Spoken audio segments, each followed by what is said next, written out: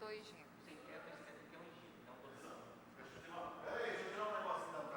Tem os nomes,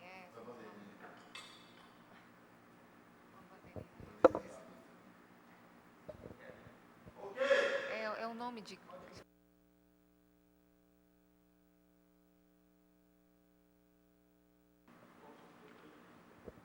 O senhor pode falar isso também. Olá, está no ar o programa Fala Vereador. Para nós é uma satisfação receber nesse momento o vereador Dr. Higino, ele que assumiu como vereador aqui na Câmara Municipal, após ele suplente, né, da vereadora Dandara, Dona Antsim, que se afastou da Câmara para assumir o cargo de deputada federal. Vereador Dr. Higino, queria agradecer a sua participação, a sua atenção, a sua agenda conosco. Queria agradecer também a sua assessoria, viu, pelo trabalho, pela compreensão e por estar aqui para falar um pouco da sua carreira, né, também, não só profissional, mas especialmente política, para a gente falar sobre suas expectativas também aí, como vereador de Uberlândia. Muito obrigada. Eu que agradeço e aproveito para dar os parabéns para a equipe da TV Legislativa, que tem feito um trabalho muito bacana e acolhendo muito bem a gente que chegou agora. Eu e o Gilberto chegamos e temos só a agradecer a equipe de vocês. Que bom, vereador, obrigada. Vereador, a gente, no início aqui da legislatura, com todos os vereadores, aí há 2 anos atrás, a gente fez uma pauta sobre essa questão da pretensão política, né? Para falar um pouco do histórico do vereador. Mas antes disso, eu quero falar sobre os trabalhos do vereador Higino nas comissões da Câmara Municipal. Ele é relator da Comissão de Promoção de Igualdade Racial, membro da Comissão Mista de Participação Popular e também membro da Comissão de Meio Ambiente e Defesa Animal, suplente em várias comissões, que é a Comissão de Micro e Pequena Empresa, a Comissão de Finanças, Orçamentos e Tributo e também suplente na Comissão de Ética. Vereador, o senhor não é de Uberlândia, não é isso? Não, eu nasci em São Paulo, em 1972, e em 82 eu fui para Rondônia, minha cidade de Ariquemes, que eu considero a minha cidade natal, onde eu fiz muitos amigos, e voltei para São Paulo em 90, e em 91 cheguei em Uberlândia para procurar fazer faculdade. E o senhor veio para Uberlândia para fazer faculdade, isso mesmo? Vim, eu tinha um amigo meu que era de Ariquemes, eu vim visitar, gostei da cidade. Sim. Veio um amigo meu, advogado muito conhecido, doutor Erli, nós viemos para cá, trabalhar em lanchonete, estudar de noite. Aquela luta do estudo, né, vereador? De todos os estudantes quase que eu conheço, são assim, você vem para cá, sem, já não tem mais ajuda dos pais, aí trabalha e estuda. E foi isso que a gente começou assim em 91, em Uberlândia. Verdade. A minha história é muito parecida também. Eu tive que trabalhar, e a minha faculdade não era particular, então eu tinha mesmo que trabalhar para pagar a faculdade. Mas, vereador, essa questão sua aí de Uberlândia, né? O senhor veio, aí o senhor começou a ter residência ali na Pastoral? Assim, Primeira República, eu conheci meu colega que veio na época de São Paulo, mas também de Ariquemes, morava eu e Erli. Depois eu fui morar numa república, ao acaso, Sim. de membros da Pastoral da Terra. Sim. E na mesma época eu já conheci o pessoal da Pastoral Operária, da Juventude Operária Católica. E é muito parecido com meus amigos pentecostais, quando encontram uma igreja e só fala naquilo. Quando eu encontrei a Pastoral da Terra, eu falei assim, essa aqui que é a minha vida. Sim. E eu me identifiquei enquanto pessoa, escolhi minha profissão nessa república. Eu quis fazer direito para defender o sem terra e sem teto. Mas depois da sua convivência com eles também. Depois da convivência com eles. Inclusive, eu não queria, o pessoal perguntava assim, qual curso você vai fazer? Eu falei, não sei. Eu sei que eu não quero fazer direito, porque advogado é tudo ladrão. Aí, isso eu falava quando era estudante, né? Sim. E um amigo meu, hoje ele é enfermeiro, e ele falou assim, não, Higino, tem advogados que servem à luta do povo. A doutora Marilda, por exemplo, até hoje advoga para Sem Terra. Sim. Ela é muito importante na luta, ela faz um trabalho que sem ela, às vezes, não aconteceria os assentamentos. E aí eu resolvi, me inspirado na doutora Marilda, eu escolhi fazer direito. Sim, então foi... Aí ali o senhor começa também uma questão de trabalho social, né, vereador? De atendimento à população, de atendimento às pessoas, ao público, né, à sociedade, mas atendendo comunidades diretivas nesse momento. Mais do que isso, eu conheci o Frei Rodrigo, com o Frei Rodrigo, o Padre Baltazar, e conheci a tal da Teologia da Libertação. Sim. Que é uma teologia que propõe interpretar a Bíblia a partir do sofrimento do povo. Então, não é só uma opção política. A minha fé, ela se inspira nesse trabalho social que mistura muito a vida de Jesus com a vida do povo, e é isso que fez eu me dedicar quase que 24 horas por dia, 7 dias por semana, na defesa dos mais pobres. Sim, e como é que foi, inicialmente, o que se deu, foi o pontapé nesse trabalho seu, da luta com os movimentos sociais? Olha, assim, foi uma aula, uma mistura desse conhecimento, com uma aula do professor Winston. Ele dá aula dá aula nacional e acho que é professor da UF. Falando sobre reforma agrária, da importância de se dividir a terra, falando da escravidão. E aí eu participando das discussões da reforma agrária na região, em Campo Florido, Santa Vitória. Então, nas primeiras ocupações que eu fui, Sim. baseado também nas aulas que eu tive, nos livros que eu li, falei assim, a saída para construir um mundo mais justo é que a terra seja dividida. Sim. E, então, isso me inspirou a fazer direito e participar dessas lutas com a minha inteligência e com o meu esforço teórico.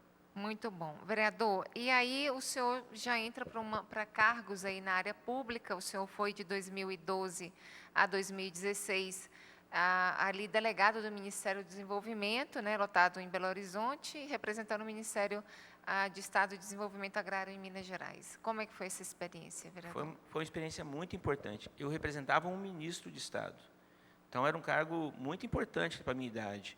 Eu ficava em Belo Horizonte, na época era o Miguel Rosseto, depois o Guilherme Cássio, que era o ministro do Desenvolvimento Agrário, que era responsável tanto pelo INCRA como pela agricultura familiar. Eu tive a oportunidade de conhecer a realidade de vários assentamentos de Minas Gerais, de várias cooperativas de agricultores familiares, tive a oportunidade de conhecer as políticas públicas para a agricultura familiar, Pronaf, assistência técnica, a questão das estradas, seguro agrícola.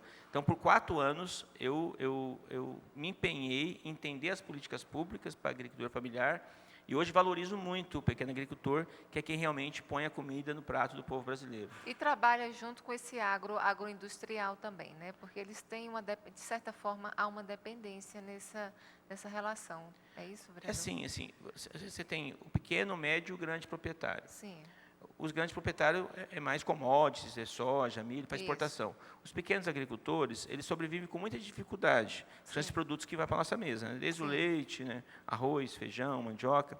E parte deles, eles se organizam em agroindústrias ou em cooperativas. Aqui em Uberlândia mesmo tem 3 cooperativas ligadas aos assentamentos, que organizam os agricultores e nessa fase mais ligados à compra e venda de produtos agrícolas. Sim. Certo. Vereador, o senhor também cita aqui uma questão do seu trabalho, também como um trabalho também da área pública, né? A área política ela vai se misturando, quer dizer, o senhor foi ali delegado desse Ministério do Desenvolvimento, depois o senhor começa a trabalhar aí para a questão, né, articulação políticas públicas, para a agricultura familiar, para a reforma agrária, e o senhor fala que a grande vitória aí na sua trajetória, mesmo como advogado, né, foi essa questão de conseguir reduzir o preço dos contratos ali das casas do bairro Morumbi. Como é que foi esse processo? Foi a primeira desafio jurídico que eu tive. A imobiliária vendia casas populares a preços um pouquinho acima do mercado e os juros embutidos e correção monetária levavam a preços quase que impagáveis. Sim. Aí eu tive uns 200 ou 300 clientes lá que me levaram à condição de fazer um bom acordo com a imobiliária, que inclusive é uma imobiliária muito séria na cidade, depois eu fiquei até amigo do dono. Sim. E nós beneficiamos todo o bairro do Morumbi. E na mesma época teve a ocupação do bairro São Francisco e Joana d'Arc. Quem deu o nome, inclusive, do bairro São Francisco foi o meu assessor, que é chefe de gabinete, o Zé de Oliveira. Foi o primeiro dia do governo Zaire. Sim.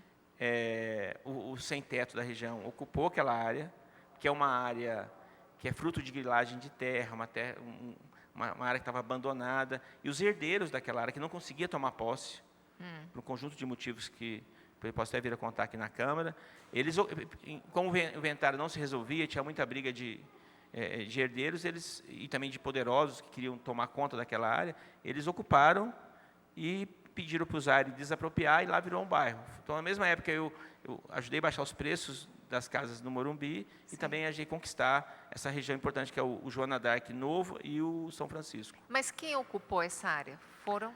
Assim, apesar desse imbróglio lá familiar? Assim, essa área lá de cima, lá, são áreas que um dia foi de um homem chamado João Costa Azevedo. Sim. João Costa Azevedo era dono de metade do Santa Mônica, onde tem esses bairros irregulares, e até o Rio Araguari. Sim. Ele morreu sem deixar filhos, e nem esposa, nem herdeiros, e a elite da cidade foi tomando a terra desse João Costa Azevedo. Okay. Aquela região do São Francisco, Joana d'Arc, Prosperidade, Dom Almir, é o resto das terras que não foram griladas. Sim, sim. E ela estava sendo disputada por 3 ramos de herdeiros. E esses herdeiros, esse João Costa era negro, então os descendentes eram todos negros. Talvez por isso também, pelo preconceito, não conseguiam tomar posse das suas áreas. Sim. E eles organizaram essa ocupação. Entendi. E pelo menos ficaram com uma casa, parte deles ficou com uma área para morar. Uma área para morar. Uma história bem assim, interessante, né, vereador? E viva. Se as pessoas pegarem hoje no TJMG, pesquisarem João Costa Azevedo, Lindolfo Gouveia e João Costa Silva, os 3 inventários dos grupos que disputam essa área, está lá até hoje. Todos os 3 são vivos? Não, foram mortos há mais de... Um morreu em 68, 69, sim. Outro morreu mais recente. Os inventários desses personagens estão no fórum até hoje. Sim. E quem está tomando conta desses inventários não é nem os herdeiros, são os advogados, que não são muito desonestos, que foram tomando o direito dos herdeiros e brigam entre eles. Os próprios advogados brigam? É parte desse. O bairro Prosperidade e o bairro Joana d'Arc Velho é fruto de um loteamento irregular praticado por esses advogados que, ao mesmo tempo que não conseguiam entregar o inventário para os herdeiros, eles criaram imobiliário e foram loteando e vendendo para as pessoas. É uma situação, assim, como falar assim, debaixo dos próprios olhos das pessoas, né? É complicado. Sabe que a primeira lei que eu propus aqui na casa é para mudar o nome da Tubal Vilela. Tubal Vilela, eu já faço pesquisar isso, ele matou a esposa grávida. E, além disso, eu propus essa lei porque existe uma luta feminista que quer mudar o nome da praça, e eu acho justo, porque uma pessoa que mata a mulher não pode ter um reconhecimento social de uma praça, mas, além disso, o Tubal Vilela, ele era um grileiro de terra. Eu posso mostrar os documentos, vou mostrar nessa casa várias vezes, como é que ele operava a transformação de papéis falsos em papéis legítimos. E ele foi ficando rico tomando terra das pessoas pobres, inclusive do João Costa Azevedo. Essas são situações assim, parecem ser surreais, né? Como se diz, surreais. Vereador, e além desse trabalho, então, seu ali no Morumbi, também o senhor ajudou, o senhor fala em 15 mil famílias a conquistar uma moradia digna, em pelo menos 50 assentamentos e 12 cidades da região. O senhor poderia falar para a gente sobre essa questão aí, como que essas famílias te procuravam, como é que foi esse processo? Olha, isso depois do processo ali que a gente está falando aí, depois do bairro Morumbi, né? Sim. A primeira grande ocupação foi São Francisco Joana d'Arc. Na época eu era assessor do Valdir Araújo aqui dessa casa. Parte desses documentos que eu recebi, e que eu reescrevo a história de Berlândia, eu recebi daqui, de um senhor que chamava Milton Torrano. Então, eu aprendi na defesa do sem-teto no São Francisco, Joana d'Arc, e acaba que os outros grupos que fizeram ocupações na cidade me procuraram por conta da vitória que nós tivemos ali. A mais conhecida das lutas que a gente fez foi a do bairro Glória, que é uma área federal, da Universidade Federal de Berlândia. Quem ocupou lá foram lideranças ligadas ao MST, que não estavam mais no campo, vieram para a cidade, e também com famílias que foram despejadas dessa área onde é o cemitério. Essa área onde tem um cemitério ali para cima, lá entre o Integração e o Sejam Pereira, tem uma área grande ali, que é uma área de grilagem também, que estava abandonada. O sem-teto entrou, ocupou, eu advogava, nós perdemos, não devíamos perder, porque era uma área abandonada e grilada, mas perdemos, e muitas famílias ficaram desalojadas, e com a liderança do MTST, eles entraram lá nessa área do Glória. A universidade demorou a entrar com a ação de reintegração de posse por 6 meses, porque o Ellison Prieto, que dá o nome ao bairro hoje, que era meu colega de faculdade, achou bom que teve ocupação nessa área da universidade, porque ele achava legítimo que os pobres morassem perto da universidade, que seria o Campus Glória, do outro lado da rodovia. E também a prefeitura estava comprando aquela área por R$2 milhões, foi o que ele me relatou, e ela valia R$60 milhões.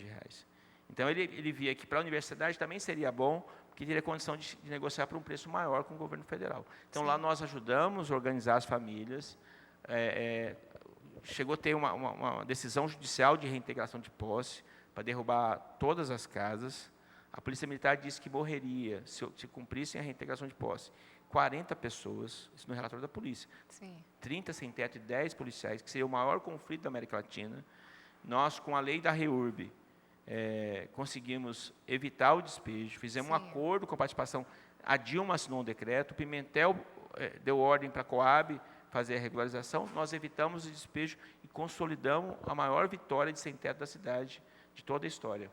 E o local hoje é uma área lá, é um local com infraestrutura? Olha, depois que o Pimentel saiu, não teve mais nada, só ligou a energia elétrica. O combinado do movimento com o governo estadual e o governo federal é que as famílias vão pagar a prestação para que esse valor seja suficiente para fazer a infraestrutura. A Coab, infelizmente, nos últimos anos, não fez a parte dela. E não fez a cobrança também desses valores? O povo já pagou em torno de 7 milhões de reais, 8 milhões de reais. A inadimplência ela subiu muito durante a pandemia, porque lá a maior parte é pedreiro, doméstico, ficaram desempregados. Mas, além de ter a inadimplência, a Coab não fez as obras no tempo certo. Sim. Hoje, a situação está lastimável. A Coab administra o bairro pior do que o movimento. Se fosse o movimento, as ruas estariam mais organizadas do que hoje. Nós estamos, então, brigando para que a prefeitura faça de imediato as obras de esgoto, drenagem, a água está ligada, a energia está ligada, e, em vez da Coab receber essas prestações, a própria prefeitura recolhe e que vá para o Fundo Municipal de Habitação. E como é que está essa negociação com a prefeitura agora? A prefeitura não quer saber disso. Eles se dizem, eu sou oposição ao atual governo, assim, tenho o maior respeito, porque o prefeito é uma autoridade, quem faz a política urbana é o município, mas ele não fala a verdade quando ele diz que foi o prefeito que mais fez regularização. No Glória, que ele podia ter feito, não fez nada. No São Francisco, João Haddad, que eles dizem que regularizaram, o que eles fizeram foi vender posse precária para as pessoas, até hoje não está regular. Então, a atual prefeitura, a atual administração, não tem vontade de regularizar. Quando anuncia agora a ligação de água no Maná e nos Zaire Resende, é muito tarde, é 6 anos depois do que já podia ter feito. O Zaire já é do município, já podia ter feito isso. O Maná já estava desapropriado, a prefeitura já tinha comprado, na época do Gilmar Machado, 2/3 da área, faltava só 1/3. Agora que nós entramos, sabe da pressão que a gente vai fazer, ainda bem que fez, comprou. Mas só ligar a energia é muito pouco. E energia é a CEMIG que faz. Se houvesse vontade política, já mandava o DEMAI ligar o esgoto, ligar a água e cobrar isso nas próprias taxas do DEMAI. Então, vai começar a cobrar a taxa da energia, né? Então, você vai fazer a religação, vai cobrar a taxa da energia. Essa questão do esgoto, vocês têm como fazer um pedido de aceleração desse processo? Como é que vocês vão Nós atuar? já pedimos, mas é como eu disse, não tem... a questão do esgoto e o que mais, vereador? Água, escoamento de água pluvial e esgoto. É o que falta no Glória e falta nas outras comunidades. Mas é uma questão de infraestrutura também, né? Infraestrutura que o povo quer pagar. Nós conhecemos empresas privadas de cunho social que fazem isso e têm lucro. Então, falta vontade política de entender o problema. Como é que as empresas privadas fazem? Fazem contrato com a comunidade. Uma delas é Terra Nova, o dono da empresa ganhou prêmios internacionais para fazer isso.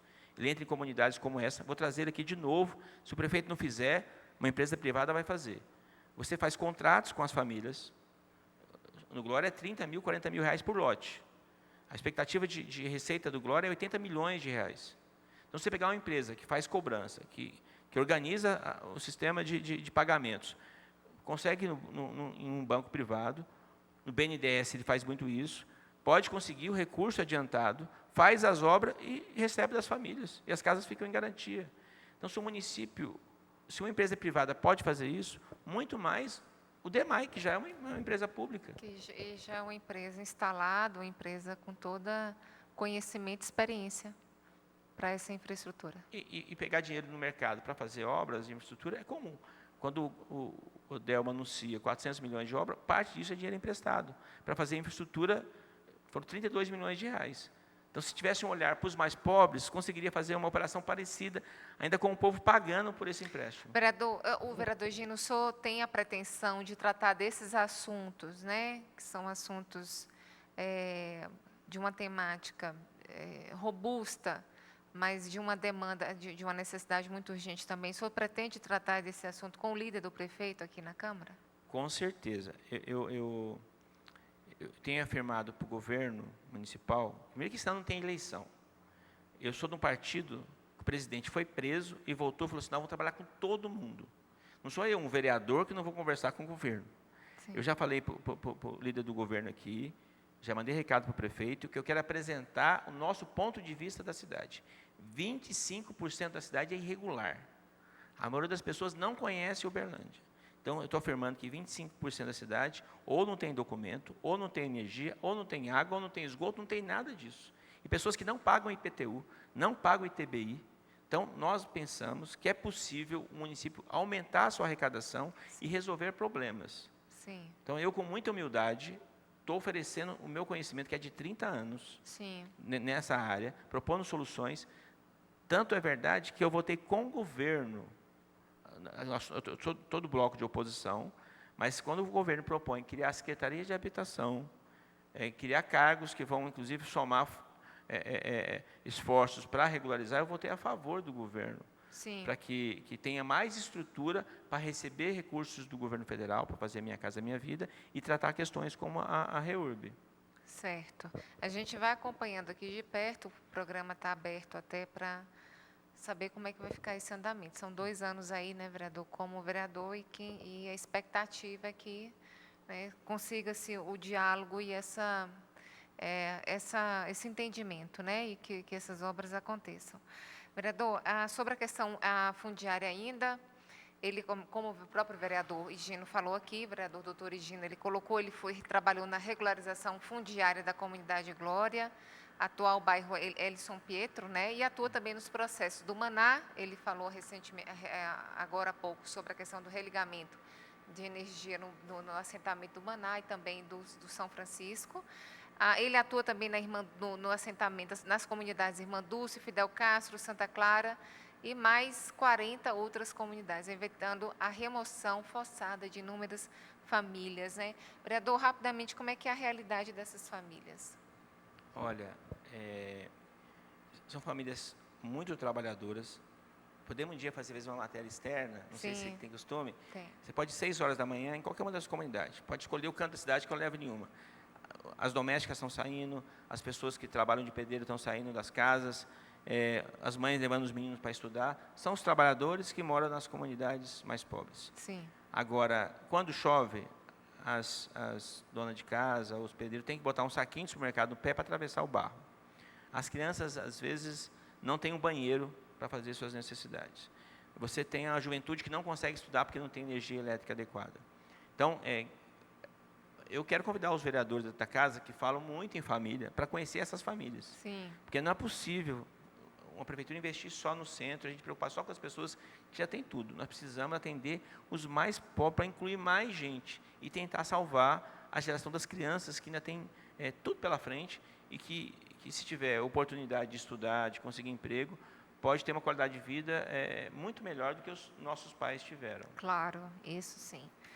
Vereador, essa questão também, depois da pandemia, o senhor incentivou a questão das cozinhas comunitárias. Como é que está isso se expandiu, mesmo no pós-pandemia? O mundo está sob inflação, né? A gente vai no supermercado e cada vez mais essa situação está complicada. E como é que tem sido esse trabalho dessas cozinhas comunitárias? Olha, as cozinhas comunitárias renovaram muito a minha fé, a minha esperança no mundo. Sim. Porque a vida é muito dura. Assim, depois de 30 anos, você vê que o mundo não é tão dividido, né? Os bonzinhos e os maus. Ele é complexo, né? É difícil, assim. A vida é muito dura, as tentações e as fraquezas são de todos, inclusive nossa, então é muito difícil. E as cozinhas, elas revelaram para mim que não é só dinheiro, sexo e poder que movimentam o mundo. Sim. A solidariedade é um grande vetor de energia, extraordinário. As mulheres, são mais de 100 voluntárias em 7 cozinhas comunitárias, quase todas elas negras e com pouca instrução, Quase todas elas chegaram com depressão nas cozinhas comunitárias. E hoje elas chegam 5, 6 horas da manhã.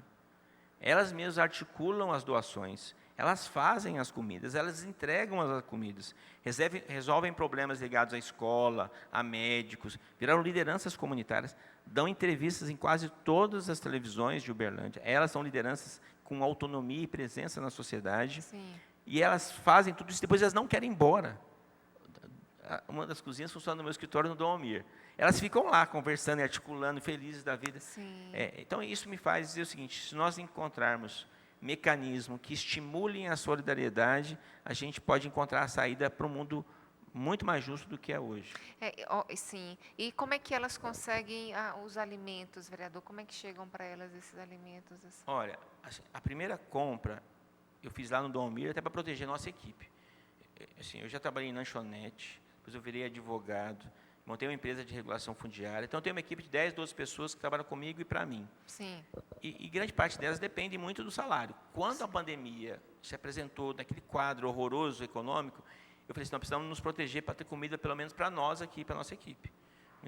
E aí nós fizemos a primeira com recursos próprios. Depois, eu com a minha rede de amigos, eu tenho amigo de direita, de esquerda, rico, pobre, promotor, juiz. Sim.